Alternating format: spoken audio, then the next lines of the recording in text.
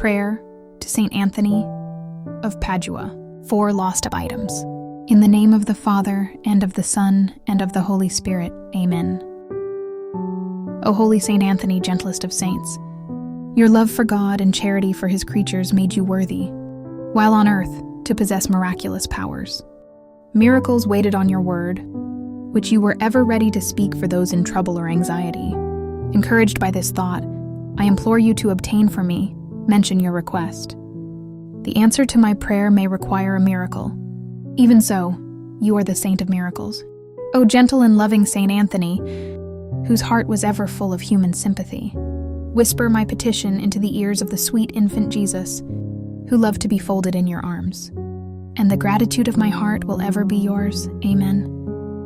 In the name of the Father, and of the Son, and of the Holy Spirit. Amen.